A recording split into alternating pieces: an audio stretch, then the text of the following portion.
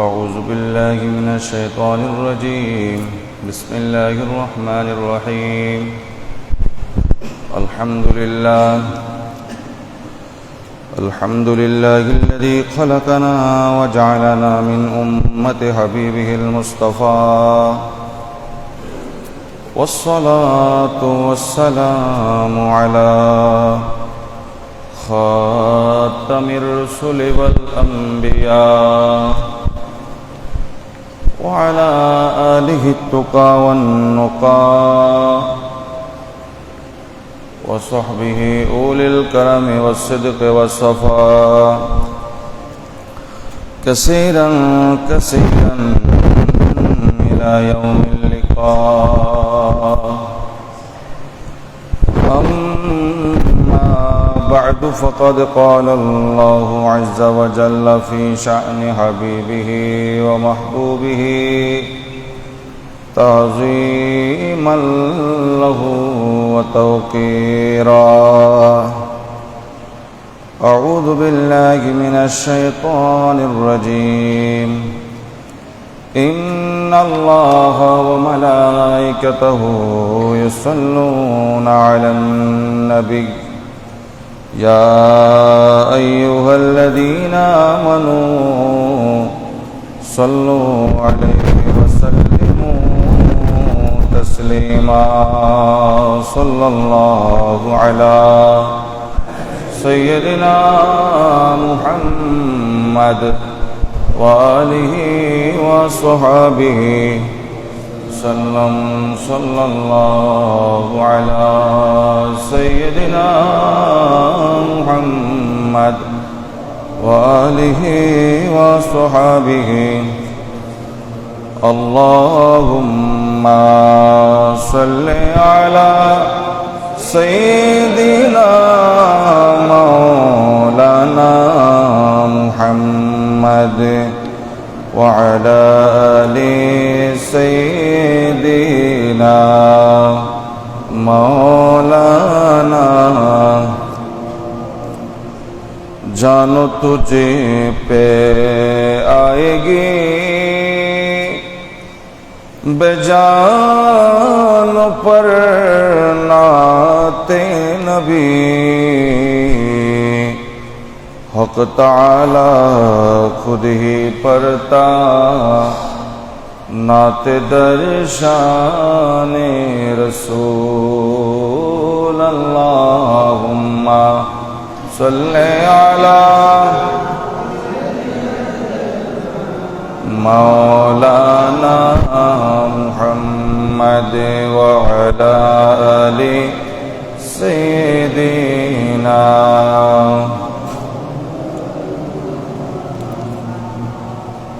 नामुले वजू से बसे उसके लिए दोज़ख हराम. सफ़ बसफ़ जाएंगे जन्नते हम गुलामाने रसूल. अल्लाहुम्मा सल्ले अला सय्यिदिना मौलाना मुहम्मद व अला आलि सय्यिदिना. सलातुन या रसूलल्लाह अलैकुम सलामुन या हरम की ज़मीं और कदम रखे चलना. अरे सर का मौका है वो जाने वाले. सलातुन या रसूलल्लाह अलैकुम सलामुन या हबीबल्लाह. फ़अऊज़ु बिल्लाहि मिनश शैतानिर रजीम. बिफ़ज़्लि बिस्मिल्लाहिर रहमानिर रहीम. إن الدين عند الله الإسلام. وأيضا قال الله عز وجل: والفجر وليال عشر. صدق الله المولانا العظيم وبلغنا رسوله النبي الأمين الكريم ونحن على ذلك لمن الشاهدين والشاكرين والحمد لله رب العالمين. مولاي صل وسلم وبارك عليه. الحمد لله والشكر لله والصلاة والسلام على رسول الله.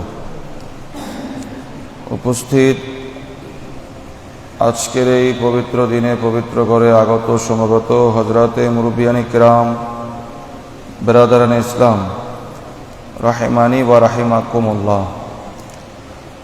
আল্লাহ পাকের পাক দরবারে শুকরিয়া আদায় করছি, যিনি আমাদেরকে দয়া করে মায়া করে তার পবিত্র ঘরে আসার বসার সুযোগ করে দিয়েছেন। আমরা সকলেই জবান খুলে বলি আলহামদুলিল্লাহ।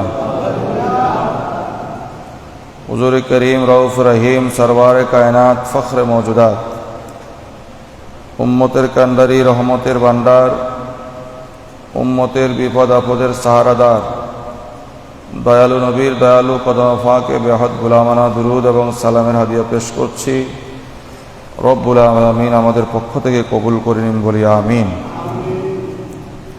মুআজ্জাজ হাজিরিন, আমরা প্রায় কয়েক জুমা তাকওয়ার আলোচনা করেছিলাম। যেহেতু জিলকদ মাসের আজকে শেষ জুমা, এরপরে জিলহজ শুরু হবে। আমরা আমাদের সামনে কোরবান, অতএব আমরা এই সম্পর্কে কিছু কথা বলার চেষ্টা করব। আল্লাহ আমাদেরকে বলার তৌফিক দান করুন, বলি আমিন। কালামে হাকিমের দুই জায়গা থেকে দুইটা আয়াতে কারিমা তেলাওয়াত করলাম। একটা হলো সূরা আলে ইমরানের 19 নম্বর আয়াত এর অংশ, আরেকটা হলো সূরা ফাজরের দুইটা আয়াত। আল্লাহ বলছেন ওয়াল ফজরি ওয়া লায়ালিন আশরিন, ফজরের শপথ এবং 10 রাত্রির শপথ। তো ফজর দ্বারা কি উদ্দেশ্য এবং 10 রাত দ্বারা কি উদ্দেশ্য? হযরতে আব্বাস রাদিয়াল্লাহু তাআলা আনহু, মুজাহিদ এবং ইকরামা থেকে, এই মুজাহিদ, ইকরামা এবং হযরতে আব্বাস এদের মতে ওয়ালায়ালিন আশরিন মানে হচ্ছে জিলহজ মাসের প্রথম 10 রাত উদ্দেশ্য। তাহলে আল্লাহ জিলহজ মাসের প্রথম 10 রাতের কসম করেছেন। আমরা জানি আল্লাহ যখন কোনো কিছুর কসম করে তখন বিষয়টা স্বাভাবিক থাকে না, বিষয়টা অতীব গুরুত্বপূর্ণ হয়। তো যেহেতু জিলহজের 10 রাতের আল্লাহ কসম করেছেন, তাহলে বোঝা গেল জিলহজের 10 রাত অর্থাৎ 10টা দিন অন্যান্য দিনের চাইতে, অন্যান্য রাতের চাইতে অনেক অনেক দামি। বলুন সুবহানাল্লাহ। এজন্য আল্লাহ পাক রব্বুল আলামিন অন্য জায়গায় বলেছেন ওয়াজকুরুল্লাহা ফি আইয়ামিন মা'লুমাত। আর এখানে শাব্দিক অর্থ কি হবে? তোমরা স্মরণ করো নির্দিষ্ট দিনে, নির্দিষ্ট দিনে তোমরা আল্লাহকে স্মরণ করো। এই আইয়ামিন মা'লুমাত দ্বারা জিলহজের প্রথম 10 দিন বোঝানো হয়েছে। সুবহানাল্লাহ। তাহলে ওয়ালায়ালিন আশরিন দ্বারা জিলহজের প্রথম 10 রাত বোঝানো হয়েছে, আর আইয়ামিন মা'লুমাত দ্বারা জিলহজের প্রথম 10 দিন বোঝানো হয়েছে। তাহলে দিনের কথাও কোরআনে পাকে এসেছে, রাতের কথাও এসেছে। আর অন্য আয়াতে এসেছে আইয়ামিন মা'দুদাত। আইয়ামিন মা'দুদাত মানে হলো আইয়ামে তাশরিক, যেটা আমরা পড়ি 9 জিলহজ থেকে একেবারে 13 জিলহজ আসর পর্যন্ত যে তাকবীরে তাশরিক যেটা পড়ি, এটাকে আইয়ামিন মা'দুদাত বলেছে। আল্লাহ পাক রব্বুল আলামিন আরো বলছেন ওয়ায়াযকুরু ইসমাল্লাহি ফি আইয়ামিন মা'লুমাত। তোমরা আল্লাহর নাম জপো, আল্লাহর নাম স্মরণ করো, জিকির করো নির্দিষ্ট দিনে। তো নির্দিষ্ট দিন মানে কোন দিন? জমহুর উলামায়ে কেরাম বলেছেন এই নির্দিষ্ট দিন বলতে জিলহজের প্রথম 10 দিনকে বোঝানো হয়েছে। সুবহানাল্লাহ। তো অসংখ্য আয়াতে কারিমা দ্বারা বোঝা হচ্ছে জিলহজের প্রথম 10 দিনের গুরুত্ব অনেক বেশি। এই জন্য হাদিসে পাকে এসেছে আল্লাহ রসুল জিলহজ মাসের প্রথম 10 দিন, মানে প্রথম 10 দিন বলতে আমি ব্যাখ্যা করেছিলাম প্রথম 9 দিন। প্রথম 10 দিন বলতে কয়দিন? প্রথম 9 দিন। কারণ 10ম দিন রোজা রাখা কি হারাম, ঈদের দিন রোজা রাখা হারাম। সেই জন্য জিলহজের প্রথম 9 দিন আল্লাহ রসুল সব সময় রোজা রাখতেন। হাদিসে পাকে এসেছে আল্লাহ রসুল বলছেন মাল আমালু ফি আইয়ামিন আফদালা মিনহা ফি হাদিহি। সাহাবায়ে কেরামকে উদ্দেশ্য করে বলছে, আমার সাহাবারা, এই 9টা দিন অর্থাৎ জিলহজের প্রথম 10 দিনের আমলের চাইতে অন্য কোনো আমল দামি হতে পারে না। তখন সাহাবায়ে কেরাম প্রশ্ন করে, ক্বালু ওয়ালাল জিহাদ ইয়া রাসূলুল্লাহ, এই 10 দিনের আমলের চাইতে জিহাদও কি উত্তম না? তখন আল্লাহ রসুল বলছেন, লা, জিহাদও এই 10 দিনের আমলের চাইতে উত্তম না। সুবহানাল্লাহ। তবে আল্লাহ রসুল বলছেন, ইল্লা রাজুলুন খরাজা ইউখাতিরু বিনাফসিহি ওয়া মালিহি ফালাম ইয়ারজি' বিশাইইন। তবে একজন মানুষের আমল বড় উত্তম, যে নিজের জান মাল সবকিছু নিয়ে জিহাদ করতে গিয়েছে এবং ওখান থেকে আর ফেরত আসে নাই, তার জানও ফেরত আসে নাই, মালও ফেরত আসে নাই। এই ব্যক্তি ছাড়া আর এমনি জিহাদ করা, স্বাভাবিক জিহাদও এই 10 দিনের আমলের চাইতে উত্তম নয়, বরং এই 10 দিনের আমল জিহাদের চাইতে উত্তম।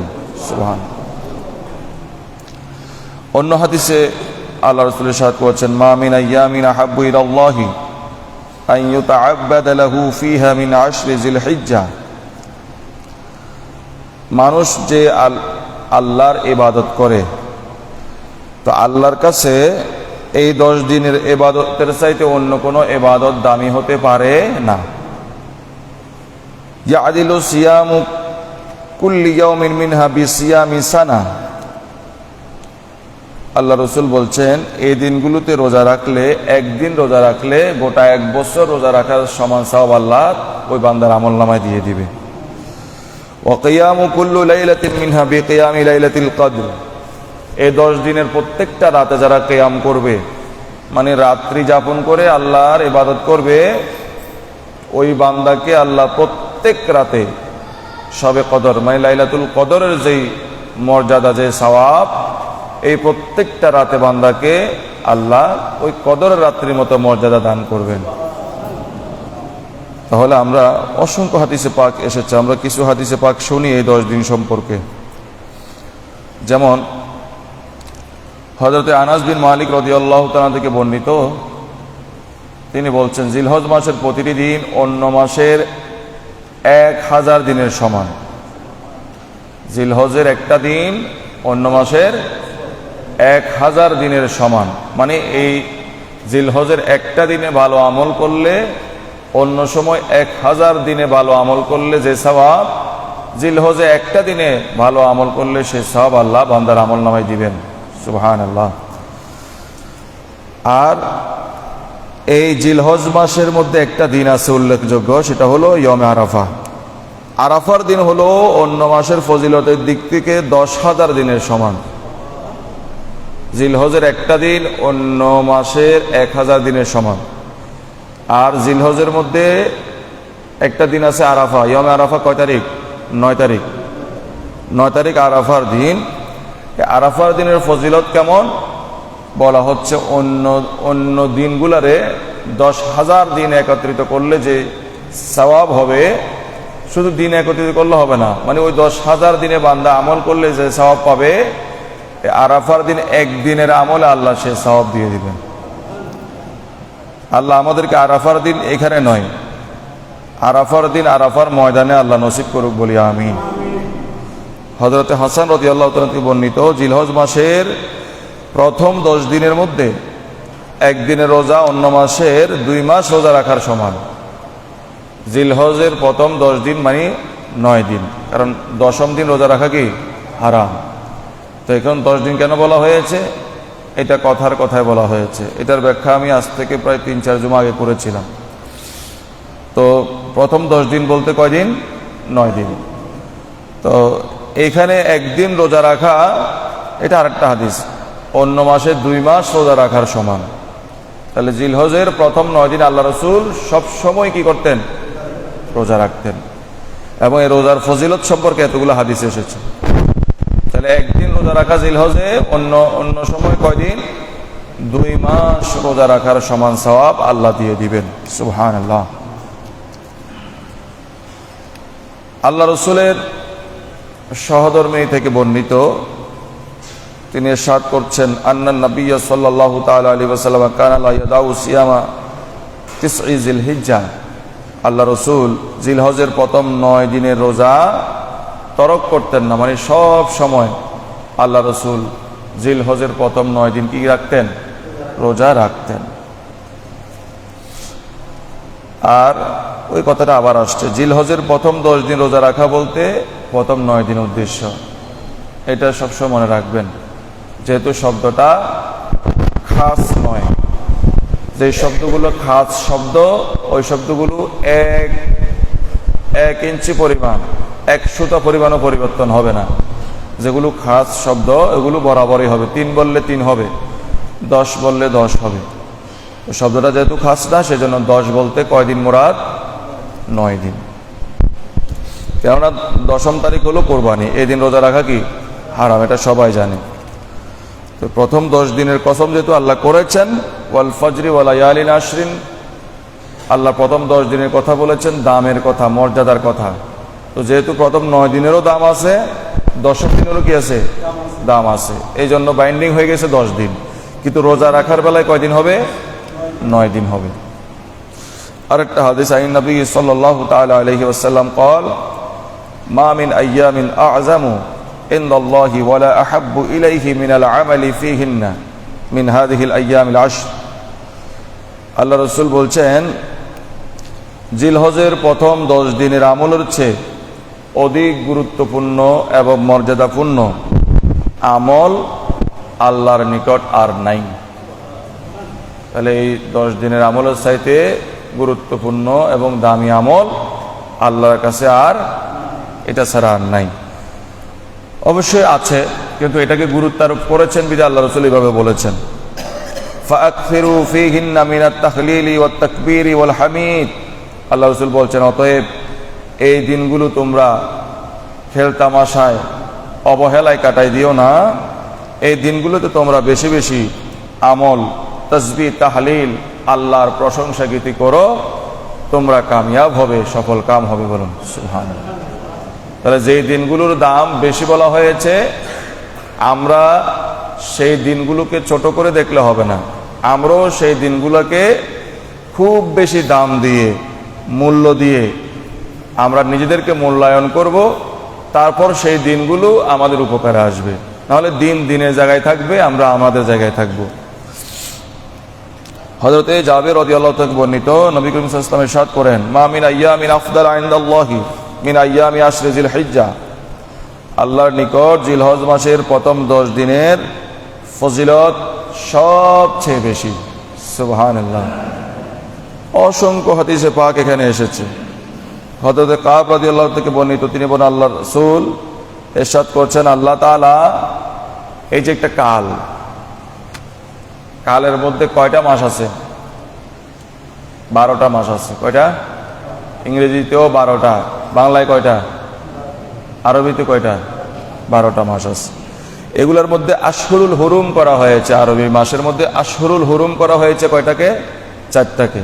কয়টা? 4টাকে আশহুরুল হুরুম করা হয়েছে। এই আশহুরুল হুরুমের মধ্যে এই যে জিলকদ, জিলহজ আর একটা মুহররম, এগুলো তিনটা একসাথে আছে। কিন্তু এই 4টা আশহুরুল হুরুমের মধ্যে আল্লাহ রাসূল বলছেন, এমনি 4টা মাস তো 12টা মাসের মধ্যে দামি, যেগুলোকে হাদিসের ভাষায় আশহুরুল হুরুম বলা হয়েছে। আবার এই 4টার মধ্যে আল্লাহর কাছে আরো দামি হচ্ছে জিলহজ মাস। আবার সে জিলহজ মাসের মধ্যে আল্লাহর কাছে দামি হচ্ছে জিলহজের প্রথম 10 দিন। সুবহানাল্লাহ। কি বললাম? আল্লাহর কাছে 12টা মাসের মধ্যে আশহুরুল হুরুম মানে 4টা মাস বড় দামি। ওই 4টা মাসের মধ্যে তুলনামূলক জিলহজ মাস দামি। আবার জিলহজ মাসের মধ্যে প্রথম 10 দিন আরো দামি। হযরত আব্বাস রাদিয়াল্লাহু তাআলা আনহুমা ওনার থেকে বর্ণিত, মা মিনাশ শুহুরি শাহরু আযামু হুরমাতাম মিন জিল হিজ্জা, তিনিও একই কথা বলছেন যে মাসসমূহের মধ্যে আল্লাহর কাছে সবচেয়ে উত্তম মাস হলো কোন মাস? জিলহজ মাস। কোন মাস? আর সে জিলহজ মাসের প্রথম 10 দিন আল্লাহর কাছে বড় উত্তম এবং মর্যাদাবান। হযরত আবু সাঈদ খুদরি রাদিয়াল্লাহু তাআলা থেকে বর্ণিত, তিনি বলেন আল্লাহ রাসূল ইরশাদ করছেন, সাইয়্যিদুশ শুহুরি রমাদান ওয়া আযামুহা হুরমাতান জিল হিজ্জা, রমজান মাস হলো সকল মাসের সর্দার এবং শ্রেষ্ঠ, আর সম্মানের দিক দিয়ে জিলহজ মাস হলো সর্বোত্তম। তাহলে রমজান মাসকে সকল মাসের সর্দার, কিন্তু রমজান মাস আশহুরুল হুরুমের মধ্যে নাই। এটার ব্যাখ্যা আমি রমজান মাসে করেছিলাম যে সবগুলো মাস তো আল্লাহর, তাহলে এক একটাকে এক একভাবে আল্লাহ দামি বলেছেন, মর্যাদাবান বলেছেন। এগুলো বলার কারণ কি?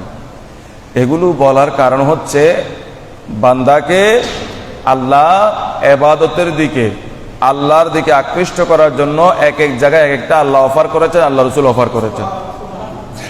মূলত সব মাসের দাম আছে না নাই? যেটা আমি কদরেও বলেছি।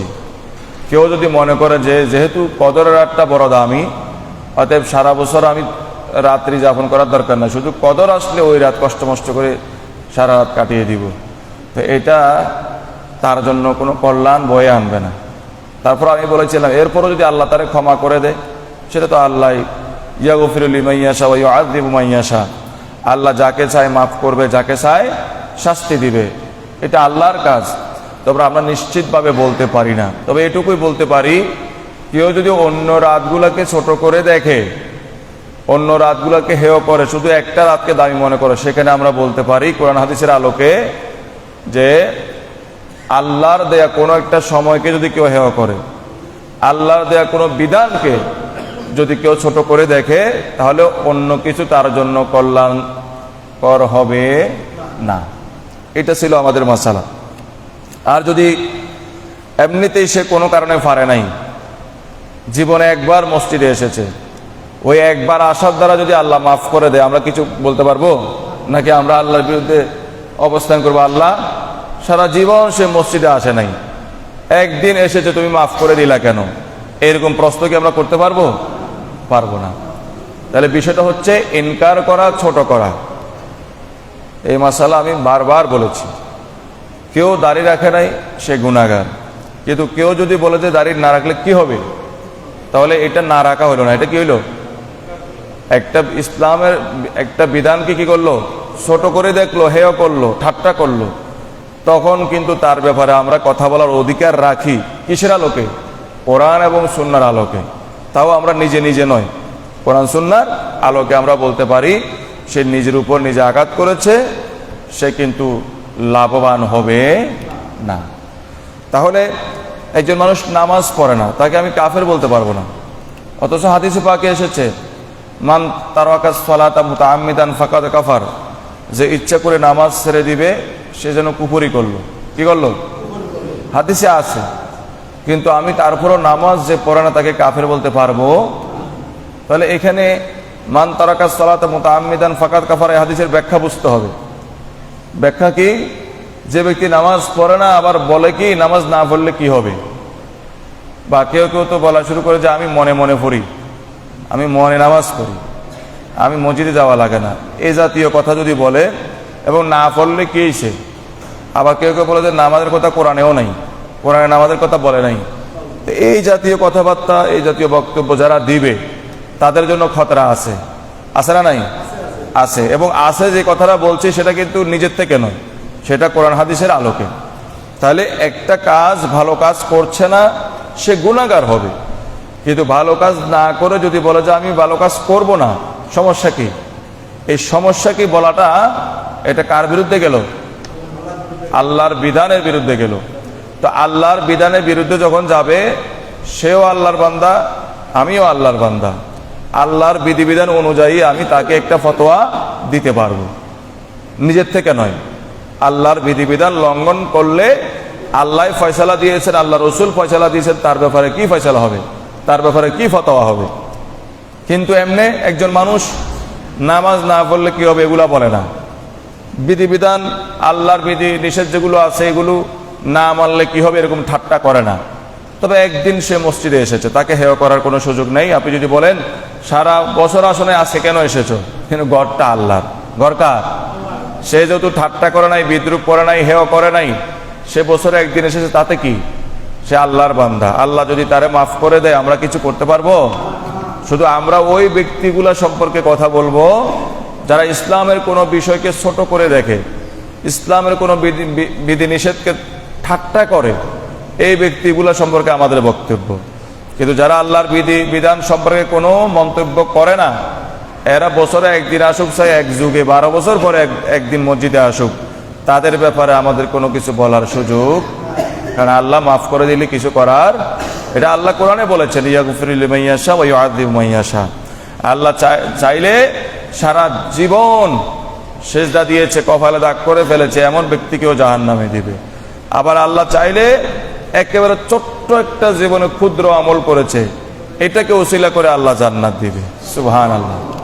অতএব আমরা আমাদের জবানকে হুঁশিয়ার রাখবো, কে জাহান্নামী কে জান্নাতি, বা কে বেশি আমল করছে কে কম করছে, এগুলো বলে আমাদের কোনো লাভ হবে না। লাভ হবে তখন ইয়াউমুল হিসাবের মধ্যে। লাভবান কে, লাভবান কার লাভ হবে কার লস হবে সেটা হাসরের ময়দানে সবার সামনে স্পষ্ট হবে, ঠিক কিনা? আল্লাহ আমাদেরকে ধৈর্য দ্বারা তৌফিক দান করুন। দেখেন, এই 10 দিনকে, জিলহজের এই 10 দিনকে যদি আমরা মূল্যায়ন করি কিভাবে, কতগুলো কথা এসেছে হাদিসে পাকে, রোজা রাখার মাধ্যমে। কিভাবে রোজা রাখার বিষয় আসলে প্রথম 10 দিন থেকে কয়দিন মুরাদ, এটা বুঝতে হবে, হাদিস বুঝতে হবে। রোজা রাখার মাধ্যমে আমরা এই 10 দিনকে মূল্যায়ন করতে পারবো। তো 10 দিন মানে কয়দিন? 9 দিন। বাইরে গিয়ে আবার বলিয়েন না 10 দিন, তো 10ম দিন তো কোরবানি, এটা রোজা রাখা হারাম, এটা কিন্তু বারবার বলেছি। তাহলে রোজা রাখার দ্বারা আমরা এই 10 দিনকে কি করতে পারবো? মূল্যায়ন করতে পারবো। এবং আর কি বলেছিলাম? দান সৎকা করার দ্বারা। কিসের দ্বারা?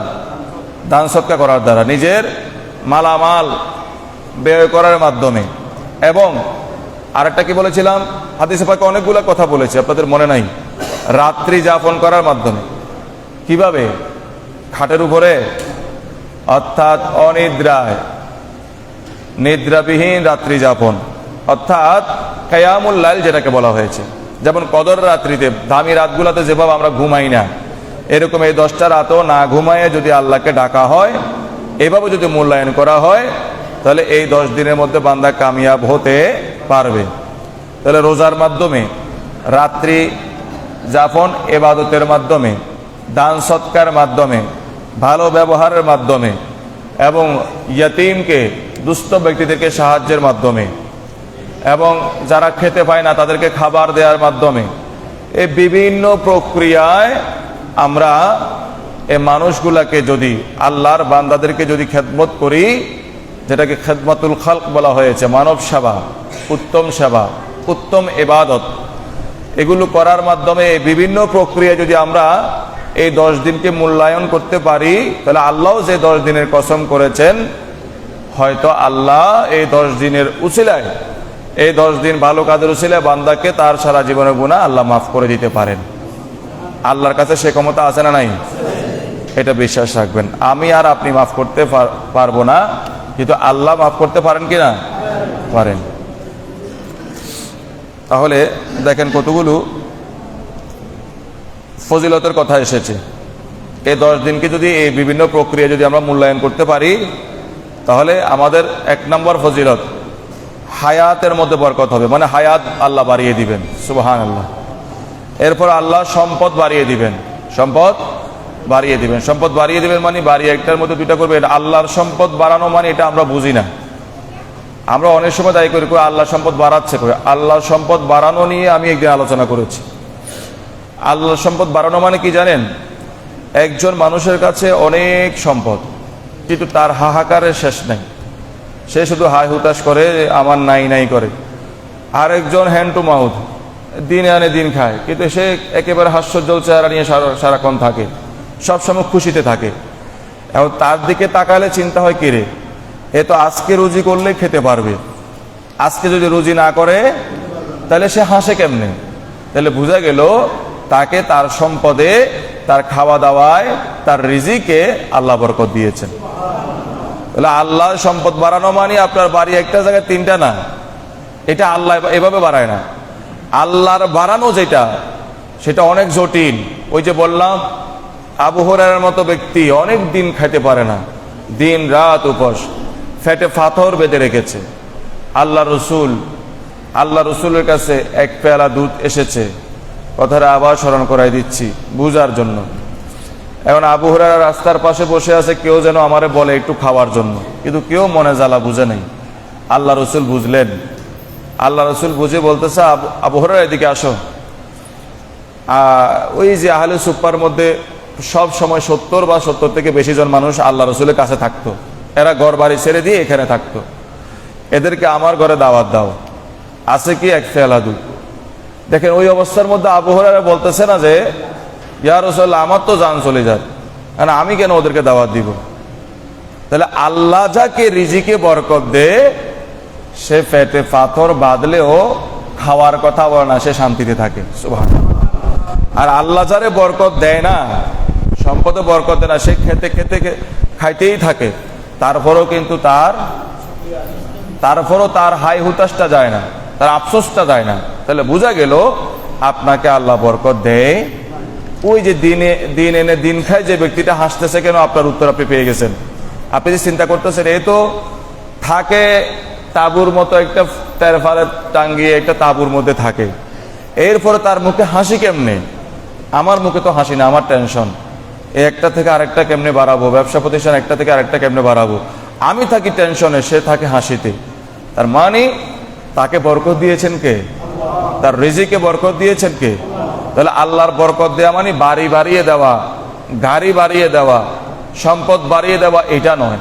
আল্লাহ বরকত দেওয়া মানে সে উপোস থাকলেও তার মুখে কি থাকবে? তাহলে এটা হলো আল্লাহর দেয়া কি বরকত। পরিবার পরিজনের হেফাজত করবেন আল্লাহ এই 10 দিনকে মূল্যায়ন করলে। তারপরে এই 10 দিনকে মূল্যায়ন করলে আল্লাহ গুনাহের কাফারা, মানে আল্লাহ অসংখ্য গুনাহ বান্দার মাফ করে দিবেন। এরপরে এই 10 দিনকে যারা মূল্যায়ন করবে, আল্লাহ তাদেরকে আস্তে আস্তে নেক আমলের প্র্যাকটিস করার মাধ্যমে তাদের অন্তরের মধ্যে এমন একটা ঝোঁক দিবে, মানে এমন তাদের অন্তরকে ভালো কাজের দিকে মাইল করে দিবে। তারা আর খারাপ কাজ করতে চাইবে না, শুধু ভালো কাজ করতে চাইবে। কেন? এই 10 দিনকে কি করলে? মূল্যায়ন করলে। তারপরে আমরা জানি সাকারাতের যন্ত্রণা কতটা, মৃত্যুর যন্ত্রণা কেমন। অসংখ্য হাদিসে অসংখ্য দৃষ্টান্ত আল্লাহ রাসূল দিয়েছেন। জীবন্ত মানুষের থেকে চামড়া ছিলে ফেলা হলে এভাবে দৃষ্টান্ত দিয়েছেন, এক এক জায়গায় এক এক রকম, আপনারা জানেন।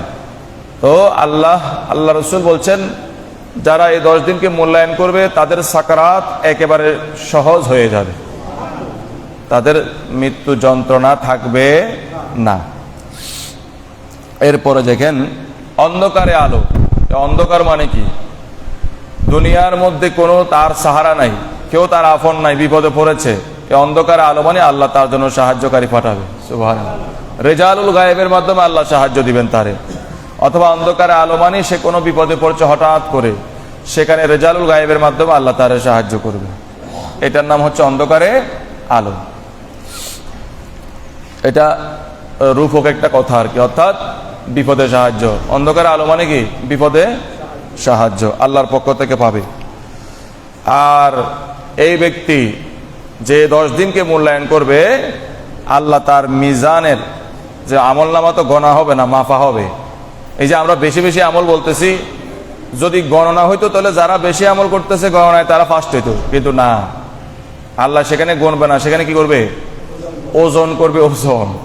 এখন দেখা গেল একজন মানুষ কোটি কোটি ওয়াক্ত নামাজ পড়েছে, তার ওজন হয়ে যাবে একেবারে হালকা।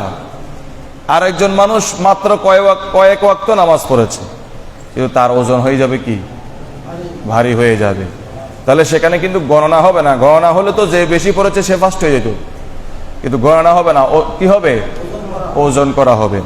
তো এই 10 দিনকে যারা মূল্যায়ন করবে, আল্লাহ তাদের মিজানকে এই আমল দিয়ে ভারী করে দিবেন। এরপরে দেখেন, যদি তারা কোনো কারণে ফয়সালা দোজখের হয়, এই 10 দিনকে মূল্যায়ন কারণে আল্লাহ তাদেরকে জান্নাতবাসী করবেন। আর শুধু জান্নাত দিবেন তা নয়, জান্নাতেরও বিভিন্ন স্তর আছে। সর্বশেষ যে জান্নাতে যাবে তার ফরিদি আমি কতটুকু বলেছিলাম, ভুলে গেলেন? হ্যাঁ, এই দুনিয়ার সমান কয়টা? ওই যে বলেছিলাম, লোকটা বলছে, আল্লাহ কেন জাহান্নাম থেকে ফিরে রাখছো? চেহারা সহ কালো হয়ে যাবে, আল্লাহ একটু এদিকে ফিরে দাও না। শত শত বছর বলবে, আল্লাহ ফিরাই দিলে আল্লাহ ওয়াদা নিবে, আর কিছু বলবা? না, না বলবো না। ফিরাই যখন দিছে অনেক বছর সুখ, আবার অনেক বছর যাওয়ার পরে বলছে, আল্লাহ ফিরাই যেহেতু দিছে একটু কাছে নিয়ে দাও না। এবার আবার বকতে থাকবে, অনেক বছর বলবে, আল্লাহ ওয়াদা নিবে, আর কিছু চাইবা? না, চাইবো না। কাছে আসছে জান্নাতের কাছে, এরপর অনেকদিন চুপ থাকার পর আবার শুরু করে, আল্লাহ কাছে যেহেতু এনে দিচ্ছে একটু ঢুকতে দাও না, তোমার জান্নাতটা কিরকম একটু দেখি। এটা সহিহ বুখারী হাদিস, বারবার তাকরার হয়েছে। তা আল্লাহ ঢুকাই দেওয়ার সময় আর ওয়াদা নেয় না, এরপরে কিছু চাইবা কি নাই, আর ওয়াদা নেয় না। তো বান্দাকে যখন জান্নাতে ঢুকাই দিলেন, বান্দা এক জায়গায় দাঁড়িয়ে আছে। তা আল্লাহ বলছেন, ফেরেশতাকে বলছে, এটা লড়ে না কেন, যায় না কেন? তো তাকে প্রশ্ন করা হলো, তুমি এবার আর তোমার জবান বন্ধ কেন? এতদিন তো ওয়াদা ভঙ্গ করেই তুমি চিৎকার করছিলে, একটু কাছে নিয়ে দাও, একটু ঢুকতে দাও। এই জান্নাতে ঢুকার পর আর তোমার কথা বন্ধ হলো কেন, বুলি বন্ধ হয়ে গেল কেন? তখন সে বলবে, আল্লাহ জান্নাত শুধু বয়ানে শুনেছি দুনিয়াতে, জান্নাত তো এমন একটা বিষয়, এমন একটা জিনিস যেখানে ঢুকলে আর কোনো কথাই থাকে না, আর কোনো চাওয়া থাকে না, এই জন্য আমার আর চাওয়া নাই। তা আল্লাহ বলবে, আমার বান্দা বোকা, আমি রহমান, আমি রহিম, আমার দয়া কতটুকু বান্দা জানে না। আমার দয়াকে আমি 100 ভাগ করে 1টা ভাগ শুধু আমি দুনিয়াতে দিয়েছি, আর 99 ভাগ আমার কাছে জমা রেখেছি। সেই 1টা ভাগের ফরিদি কেমন, সেই 1টা ভাগ দিয়ে মা তার একেবারে প্রতিবন্ধী ছেলেটাকে ফেলে দেয় না, এই দয়ার কারণে, মায়ার কারণে।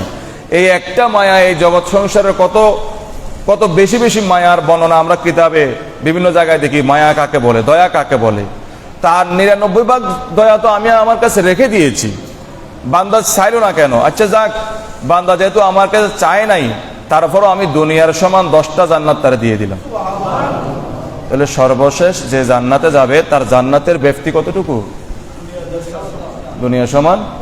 তো এই জন্য এই 10 দিনকে যারা মূল্যায়ন করবে, তাদেরকে আল্লাহ জান্নাত দিবে। কেমন জান্নাত? ওই দুনিয়া সমান 10টা না, তাদেরকে উঁচু মাপে জান্নাত দিবে। সুবহানাল্লাহ।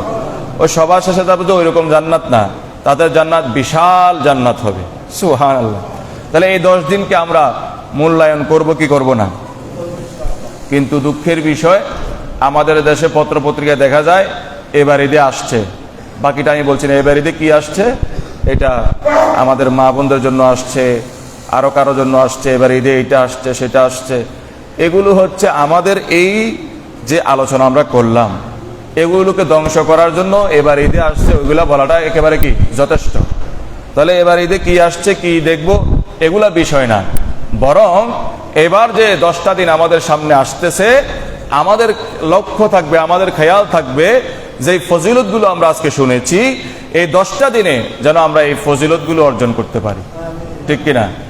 আল্লাহ সবাইকে কবুল করুক, বলি আমি। যাই হোক, 2-1টা মাসালা বলি, আগামী জুমা ইনশাল্লাহ বিস্তারিত মাসালা বলবো। কোরবানি যাদের উপর ওয়াজিব হবে তারাই করবে, যাদের উপর ওয়াজিব হবে না তারা করার দরকার নেই। এটা আমরা অনেকে এখান থেকে সরে আসতে পারি না। আমরা মনে করি কি, পাশের একজনে করছে তো এটা আমি না করলে আমার জন্য লজ্জাজনক হবে। না, এটা কোনো লজ্জার না। যেখানে ইসলাম আপনাকে সুবিধা দিয়েছে, আপনি সুবিধা গ্রহণ করবেন না কেন? আমাদের দেশে দেখা যায় যারা মুসাফির হবে, মুসাফিরের মাসালা আমি বলেছি যে 57 মাইল। কত? যদিও বইতে 48 কিলো 40 কিলো আছে, এগুলো না, একবার সঠিক মত হচ্ছে কত মাইল? 57 মাইল অতিক্রম করলে আপনি কি হবেন? মুসাফির হবেন। এখন কিছু বুদ্ধিজীবী মানে অতীব তাদের কাছে বুদ্ধি বেশি, তারা বেশি ভক্তি দেখাতে চায়। অতিভক্তি কিসের লক্ষণ এটা তো আপনারা জানেন। তবে আরবিতে একটা কথা আছে, আর সুফিউল জাহিল মাসখারাতাল লিশায়াতিন, অতিরিক্ত সুফি যারা দেখায় তবে জ্ঞান নাই, জ্ঞান নাই তবে সুফিগিরি দেখায়, শয়তান তাদেরকে দেখে হাসে, শয়তান তাদেরকে দেখে হাসে। দেখছো এরে তো আমি কাট করে দিতে আমার 1 সেকেন্ড লাগবে। এরকম ঘটনাও আছে, একজন আলেম নাক ডেকে ডেকে ঘুমাচ্ছে, পাশে আর কতগুলা আলেম না এমনি ইবাদত, রাত জেগে জেগে ইবাদত করতেছে, শয়তান ঢুকতেছে না। শয়তানকে জিজ্ঞেস করা হলো কেন ঢুকো না? ওই এদেরকে তো আমি ডিস্টার্ব করতে চাচ্ছি, এদেরকে মানে ডিস্টার্ব করা আমার 1 সেকেন্ড লাগবে, তো ঢুকো না কেন? কইছে আরেকজন নাক ডেকে ডেকে ঘুমাচ্ছে, এটা আলেম, এটাকে আমি ভয় পাচ্ছি। সুবহানাল্লাহ, আল্লাহ রসুলকে এমনি আলেম হতে বলছেন? তো যাই হোক, দেখা যায় কি তারা 57 মাইল না 1000 মাইল গেল, তারা অনেক বুদ্ধির কথা বলে। বুদ্ধির কথা কি? আমার তো হুজুর এখনো ক্লান্তি আসে নাই, আমার এখনো শক্তি আছে। কি আছে? কথা বলেন না, কি আছে কথা? আমি তো এখনো শক্তিশালী আছি, আমি 2 রাকাত কেন পড়বো? আমি 4 রাকাত পড়বো। কয় রাকাত পড়বে? মানে মুসাফিরের জন্য ফরজ কয় রাকাত? 4 রাকাত হইলে কয় রাকাত? 3 রাকাত হইলে 3 রাকাত হইলে আবার 1.5 রাকাত বলিয়েন না। এরকম একটা ঘটনা হয়ে গেছিল, 3 রাকাতের জায়গায় তখন 2 রাকাত পরে সালাম ফিরিয়ে ফেলছে। চট্টগ্রামে একটা জায়গায়, আমি নাম বলছি না, দূর থেকে উনি মুসাফির, উনি নামাজ পড়াচ্ছেন। তো মুসল্লিরা বলছে আপনি এরকম কেন করলেন? আমি মুসাফির। তো মুরব্বী একটা জিজ্ঞেস করলো মুসাফির হইলে কি হয়? মুসাফির হইলে ফরজ নামাজ অর্ধেক পড়তে হয়। কতটুকু? মুরব্বী তো মুরব্বীর মতো কথা বলে, তাইলে আপনি 1.5 রাকাতে না পড়তেন, আপনি 2 রাকাত কেন পড়ছেন? তো বিষয়টা এরকম হয়ে যাবে পরে। যাক, মাগরিবের 3 রাকাত 3 রাকাতই পড়তে হবে। কয় রাকাত? আর বাকি 4 রাকাত গুলো কয় রাকাত? আর 2 রাকাত সাথে লাগানো সুন্নতে গুলো মাফ নাই, এটাকে রাবেতা বলা হয়। সুন্নতে মুআক্কাদা, সুন্নতে রাবেতা মুআক্কাদা আলাল কিফায়া, এটা বাদ দেওয়া যাবে না। এটা জানাজার লাশ এসে গেল, এই 2 রাকাত কি করা লাগবে? পড়া লাগবে। এটা আমি অসংখ্যবার বলেছি। তাই এই বলতেছে যে আমার তো শক্তি আছে, আমি কেন 2 রাকাত পড়বো? আমি কয় রাকাত পড়বো? কিন্তু বেচারা বুঝে নাই বিষয়টাকেই বুঝে নাই। বান্দার কষ্টের জন্য অফার করেছে কে?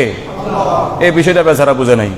তো দুনিয়ার জমিনে কোনো কোম্পানি অফার দিলে আমরা একদম নাচতে নাচতে অফারটা গ্রহণ করি, কিন্তু শক্তি দিয়েছে কে?